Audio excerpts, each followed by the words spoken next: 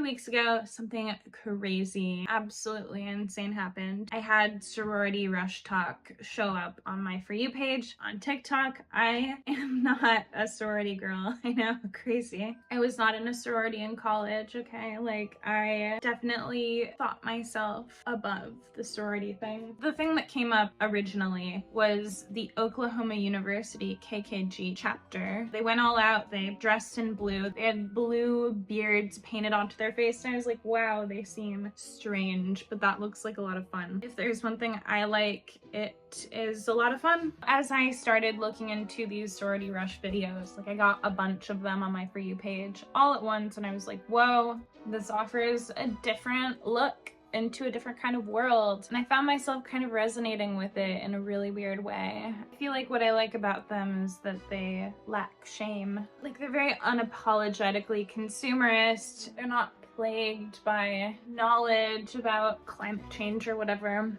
They're just like, I don't know, they're just like living life. They probably had Pottery Barn teen in their bedroom. They probably like have one of those perfectly coordinated Christmas trees, and they ask for things for Christmas like Lululemon sets. It seems like they're very pleased with their consumer goods. Like, they're really happy to have their E. Newton and David Yurman bracelets. And I find that really comforting. And it's comforting in the way that like 2012 YouTubers showing their perfectly decorated bedroom comforting. You know, like how, what was her name? I think her name was Meredith or something. Every season, her room would be decorated seasonally. And like it looked, like, I'm trying to say it looked good. It didn't. It looked cozy. I don't know. It was so of the time. When I was in middle school, / high school, I used to have these moments of like nostalgia for a life that I could never actually live. So for example, one of those things I was nostalgic for was sitting by the pool with my friends, gossiping about boys and like looking through a fashion magazine and like not worrying about getting sunburned or anything like that, which is like the pinnacle of like adolescent girlhood. But I just could never have that because, one, I didn't have any friends. Like, I didn't have real friends, and they didn't invite me to their pool parties. And like, their pools wouldn't have been in ground, they would have been above ground, so you can't like sit by the pool, you would just be sitting in the grass in that case, which, whatever, like I wouldn't want to get a tick either. Number two, I had like really severe OCD, so I obviously was going to be freaked out about getting a sunburn. Number three, I didn't like fashion magazines, and I didn't get interested in fashion until way later. And number four, wait, am I on 5 or 4? Because I'm at 5 on my hand, but I just said 4. I was not interested in boys until I was like 16. I was a very late bloomer. I lost my last baby tooth when I was like 13 and a half. I didn't get my first period until I was 18 and a half. Like, that was probably one of the reasons, honestly, why I didn't have friends, is because like I was not hitting those like physical developmental milestones until like 5 years after everyone else, which is kind of weird. Looking up the sorority girls, I like see the girlhood that I had imagined for myself when I was a girl, but I never could have, if that makes sense. I keep looking at myself. Stop looking at me. You look so good. You look so good. This is a sorority symbol, I'm pretty sure. Not sure which one it is. I think one of the bad ones. KKG. This is the dirty delta. Tri-delt. AKO. Fun fact, when I was in college, I went to like the initial meet and greet for sororities. I was the most impressed by AKO. High five. High five. Wow. Yeah. So like, being a sorority girl is not caring about the world. And like, on some level, I do want to not care about the world. I want to be selfish. Like, on some level, I don't want to have that like view from above. I can't not know at this point. I can't not know what's going on in the world.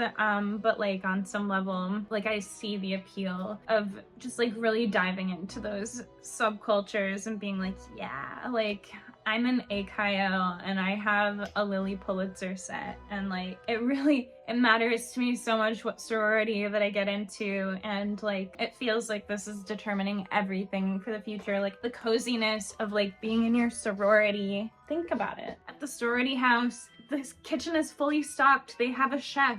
You probably were homecoming queen. You were prom queen. People respect you in your hometown. You go home for the holidays. You go home for Thanksgiving. You meet up with your friends from high school, because you did have friends from high school, on the night before Thanksgiving, and you're dating some guy in a fraternity. Then you go back to school for like a few weeks to do your finals, and you probably are the kind of person who's like very diligent about doing work. You don't have ADHD. You're not cramming all at the last second. You're like in your sweatshirt and sweatpants, or like whatever people wear. Like you're wearing athleisure, right? And you're studying and you're so comfortable, and you're like doing flashcards. I was never the kind of girl who did flashcards. Like the girls who played volleyball and made flashcards to study, like I pretended like I made flashcards. I pretended like I studied so hard. It's like, yeah, I studied all night last night. I didn't study at all. The girls who like really had it together, the ones who read fashion magazines and were homecoming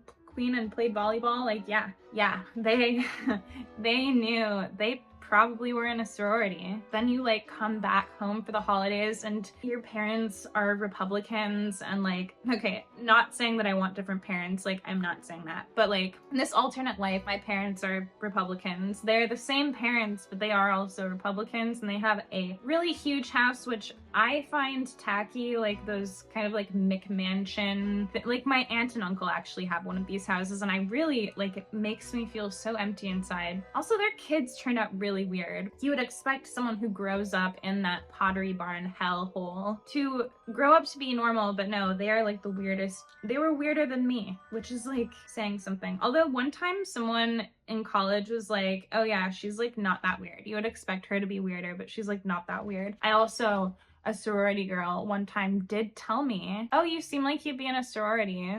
I was like, should I rush? But yeah. Yeah, so anyway, like, what am I was in the middle of my, like, in the middle of my fantasy. So I'm in my sorority. It's a top sorority. I come home from for the holidays, and my Pottery Barn home is decked out in all of this clean Christmas aesthetic. It's been decorated just for me. I think I'd be the older sister in this. I'm Kylan Darnell, basically, the trailblazer in this situation. Yeah, I come home for the holidays, and everything is so nice and so cozy under the tree. The gift wrap is matching. Do I actually want to live this life? No. Okay, I don't actually want to live this life, and I would not trade in my life for this. But there is a part of me that's like, that finds that lifestyle, that like zen. The concerns of these girls, not to diminish them, but like they're very comfortable concerns to have, okay?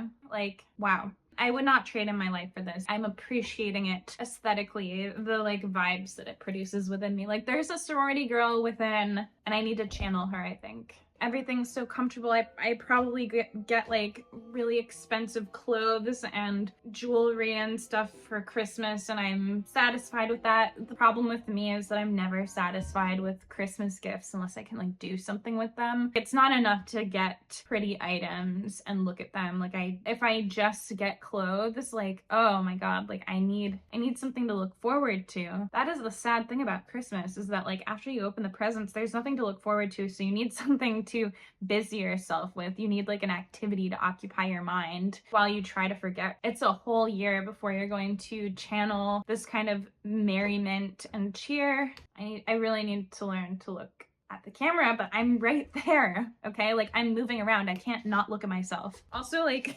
my shirt has a bunch of strategically placed holes in it. I didn't put the holes there. That's just how the shirt wore down, but don't worry. That is just a nipple colored bra, but it's a very comfortable shirt. And I like it with this skirt. Like, I just feel like works, you know?